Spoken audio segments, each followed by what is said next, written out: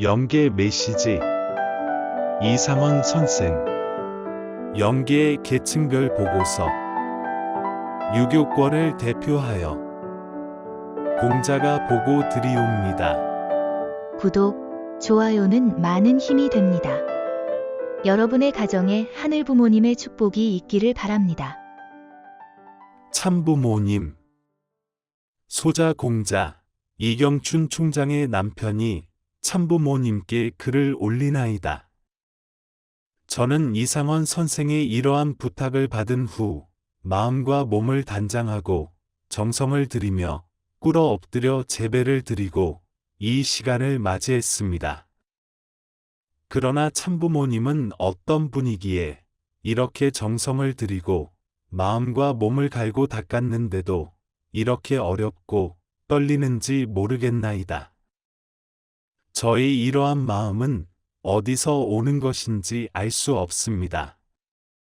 부모님, 구세주 선생님, 천지부모님, 인류의 왕, 큰 어른, 소자는 어떤 대명사가 아버님에게 가장 적합할 것인가를 생각하고 또 생각해 보았습니다. 아버님, 나의 부모님, 소자 공자는 어떻게 하면 떳떳해질 수 있겠습니까?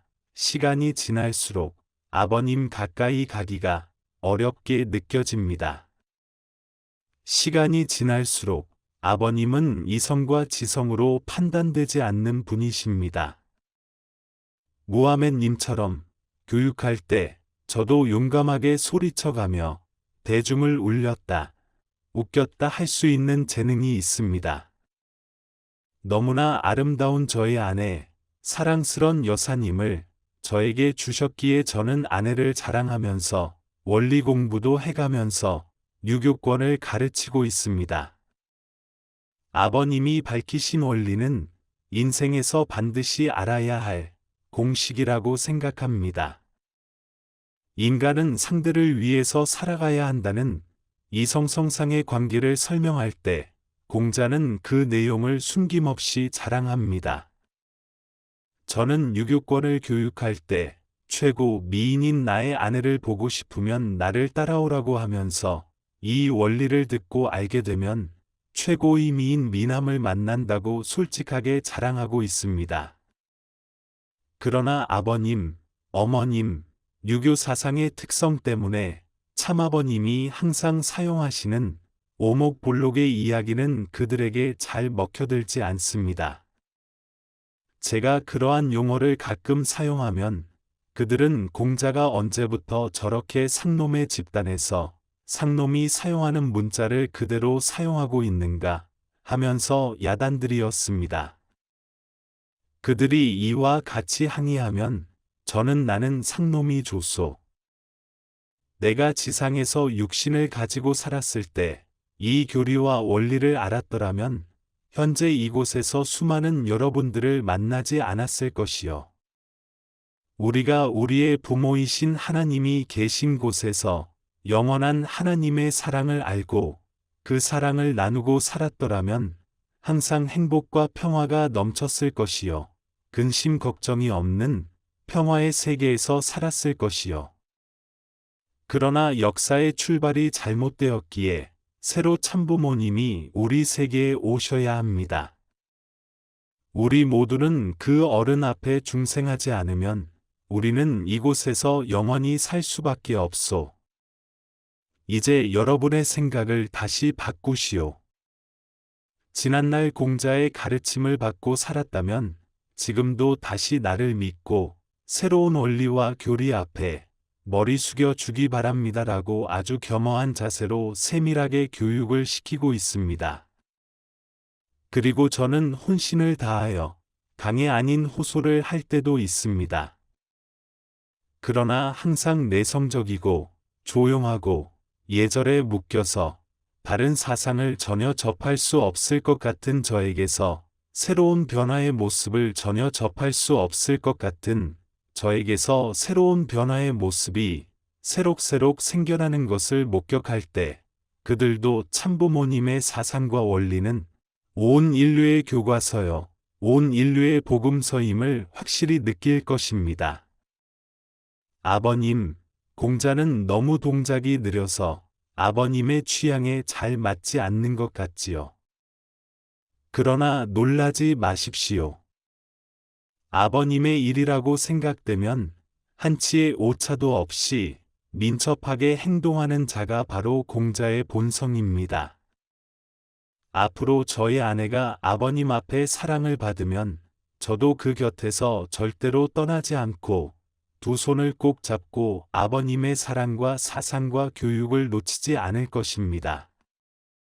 참아버님, 이상원 선생이 참아버님을 자랑할 때마다 저는 내심 속상할 때가 종종 있습니다.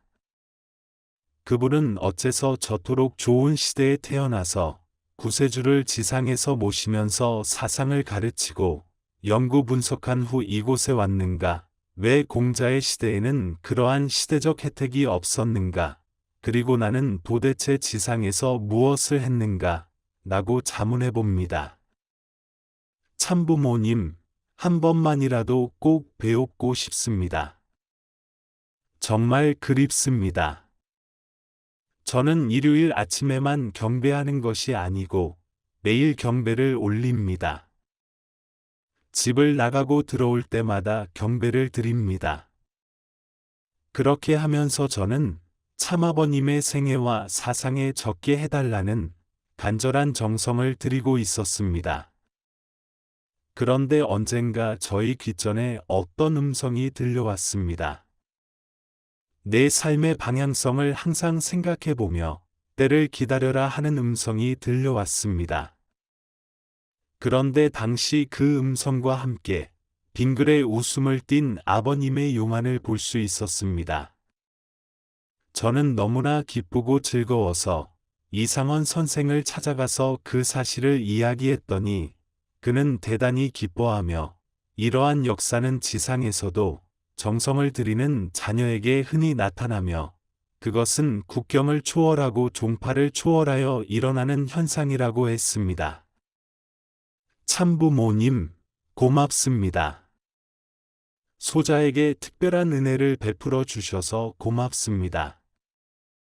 소자는 더욱 더 열심히 정성을 들여서 아버님과 어머님의 그 흐름 속에서 생활하도록 노력하겠습니다. 그리고 오늘의 유교권의 선미가 하나님과 참부모님 앞에 단축될 수 있도록 최선의 노력을 경주하겠습니다. 그리고 유교인의 교육과 생활의 변화가 타종교보다 다소 늦어지는 것 같지만 유교인은 마음이 착해서 새로운 진리에 접하면 금세 교화될 수 있을 것입니다. 별다른 내용이 없는 보고를 너무나 장황하게 올려서 죄송합니다. 그러나 이러한 기회는 흔히 있는 것이 아니기에 그렇게 하였습니다. 철들지 않은 소자의 무례함을 용서해 주시기를 비옵니다. 그리고 참부모님, 저는 이경준 총장을 사랑합니다. 정말 마음을 놓고 사랑해도 되겠습니까? 이경준 총장은 저에게 사랑의 편지를 한 통도 보낸 적이 없지만 저를 무척 사랑하고 있는 것으로 짐작됩니다. 그것은 이 총장이 항상 아버님 앞에서 공자 가정이란 수러를 쓰고 있기 때문입니다. 아버님은 무척 어렵게 느껴집니다.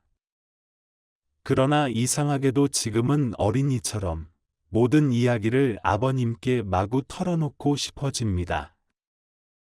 참아버님은 도대체 어떤 분이십니까? 때로는 아버님이 한없이 두렵고 떨리고 어렵게 느껴지다가도 때로는 아버님 앞에 제가 철없는 어린이처럼 되어버리니 아무리 생각해봐도 참아버님은 하나님과 같은 분이십니다. 참부모님, 인류의 왕이신 구세주시여 천수만수 누리시옵소서. 공자, 올림 1999년 12월